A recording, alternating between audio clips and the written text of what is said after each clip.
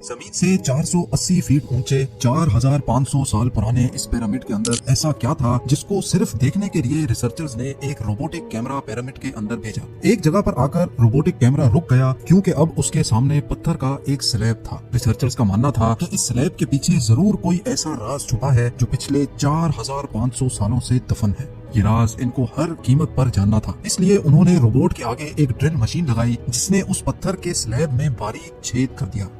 अब इस छेद के अंदर एक कैमरा भेजा गया जिसने स्लैब के उस पार एक ऐसा मंजर देखा जो पिछले 4500 सालों से किसी ने भी नहीं देखा। नाज़रीन, मिस्र यानी इजिप्ट में टोटल 138 ऊंचे तरीन पिरामिड्स मौजूद हैं, जिन्होंने पिछले हजारों सालों से दर्जनों अर्थक्वेक्स और कई खतरनाक तूफान का सामना किया। लेकिन मजाल है इनमें से कोई एक भी इधर से उधर हुआ हो। इनमें से सबसे ऊंचा और बड़ा pyramid the great pyramid of Giza कहलाता है और इस पिरामिड की बेस का एरिया 13 एकड़ है। यानी इस पिरामिड के अंदर हैरत अंगेज तौर पे एक दो नहीं बल्कि पूरी 9 फुटबॉल फील्ड्स आराम से फिट आ सकती है। एक एस्टिमेट के हिसाब से इस पिरामिड में टोटल 23 लाख बड़े बड़े पत्थरों का इस्तेमाल हुआ, जिनमें से कई पत्थरों का वजन 50 टन भी था। अगर इसके टोटल वजन का अंदाजा लगाया जाए तो इस पिरामिड का वजन 60 लाख टन है, जो 12 बुर्ज खलीफा के वजन के बराबर बनता है। लेकिन इतने ऊंचे और आलीशान पिरामिड्स बनाने का आखिर मकसद क्या था? हजारों साल पहले जब इंसान के पास कोई टूल्स भी मौजूद नहीं थे, तब इन पिरामिड्स की दीवारों को कैसे इंच बाय इंच लेवल किया गया? कैसे 50 टन वजनी पत्थरों को स्क्वायर शेप में काटकर बगैर क्रेन के ही 480 फीट ऊंचाई तक पहुंचाया गया? और इनको बनाने में ऐसे कौन से इंजीनियर्स का हाथ था जिन्होंने इन पिरामिड्स को अर्थक्वेक प्रूफ के साथ साथ इनकी तमाम साइड्स को एग्जैक्टली 51.5 डिग्री के एंगल पे सेट किया? ये सब आप जान सकेंगे आज की इस वीडियो में। तो आइए शुरू करते हैं। Challenge number 1। कई सदियों से मुख्तलिफ रिसर्च टीम्स इस पिरामिड की कंस्ट्रक्शन टेक्निक जानने के लिए सर जोड़कर बैठी थी कि आखिर इस पिरामिड की हर side exactly north, south, east और वेस्ट पे बगैर कंपास के कैसे सेट की गई होंगी। कई एक्सपर्ट्स का मानना है कि उस टाइम के आर्किटेक्ट्स ने सबसे पहले ऐसी जमीन तलाश की होगी जो लाखों टन वजनी पत्थरों का वजन झेल सके। उसके बाद पोलर स्टार्स यानी वो सितारे जिनकी मदद से अर्थ के पोल्स का पता पड़ता है, उनकी मदद से पिरामिड की हर साइड को मार्क किया गया।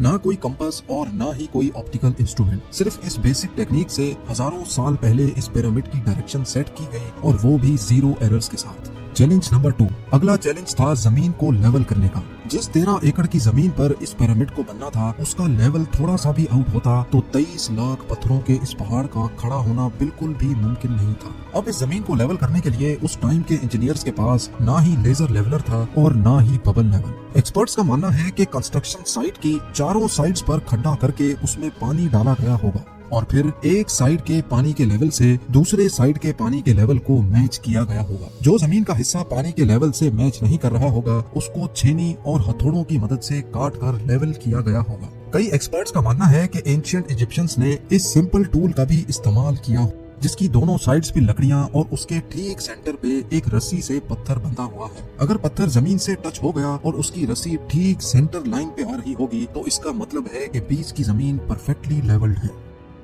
Challenge number 3। अब पिरामिड कंस्ट्रक्शन साइट पे डायरेक्शंस भी सेट थी, मार्किंग्स भी हो चुकी थी और जमीन का लेवल भी सेट था। अब बारी थी कंस्ट्रक्शन स्टार्ट करने की, जिसके लिए लाखों टन वजनी और बड़े पत्थर रिक्वायर्ड थे। लेकिन ये पत्थर काटने के लिए ना ही उनके पास ग्राइंडर थे और ना ही जैक हैमर्स। लेकिन फिर भी उन्होंने 50 टन वजनी पत्थर काटे भी और उनको स्क्वायर या रेक्टेंगल शेप भी दिया। लेकिन आखिर किसकी मदद से?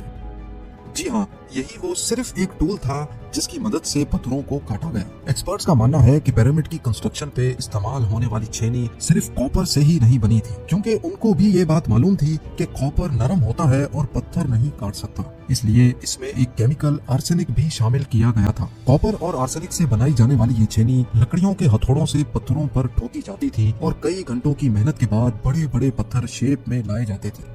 Challenge number 4। अब चूंकि ये खास किस्म का पत्थर जिसको आज लाइमस्टोन कहा जाता है, उसकी कटाई पिरामिड कंस्ट्रक्शन साइट गीजा से 250 किलोमीटर दूर टोरा के शहर में हो रही थी। अब मसला था ये पत्थर गीजा तक ट्रांसपोर्ट करने का। हर एक पत्थर 50 टन यानी 50,000 केजी के बराबर था, जो तकरीबन 3 पैसेंजर बस के वजन के बराबर बनता है। और ऐसे 23 लाख पत्थर सिर्फ एक पिरामिड में इस्तेमाल होना थे। इतना ज्यादा वजन ट्रांसपोर्ट करने के लिए ना ही उस दौर में कोई जानवर काम आ सकता था और ना ही उनके पास ट्रक्स मौजूद थे। हत्ता कि अगर आजकल के जदीद दौर में भी ये काम करना पड़े तो ट्रांसपोर्ट कंपनीज को अच्छा खासा टफ टाइम आएगा। हैरत अंगेज तौर पे ये काम वर्कर्स और कश्तियों की मदद से किया गया। जी हाँ, टोरा और गीजा के दरमियान मौजूद रिवर का फायदा उठाया गया और बड़ी बड़ी कश्तियों में पत्थर लाद कर पिरामिड साइट पर पहुंचाए गए। एक्सपर्ट्स का मानना है कि ये काम इतना आसान नहीं था। शिप्स में इतने बड़े पत्थर की लोडिंग और अनलोडिंग में कम से कम भी 500 मजदूरों की आर्मी एक ही वक्त में लगाई गई होगी। Challenge number 5। जो एक्सपर्ट्स की टीम्स पिरामिड की कंस्ट्रक्शन पर रिसर्च कर रही थी, उनको अब अपने कई सवालों के जवाब मिल चुके थे, लेकिन एक बात उनको हर वक्त सता रही थी कि लाइमस्टोन कट भी गए, ट्रांसपोर्ट भी हो गए और कंस्ट्रक्शन के दौरान एक के ऊपर एक लगना भी शुरू हो गए।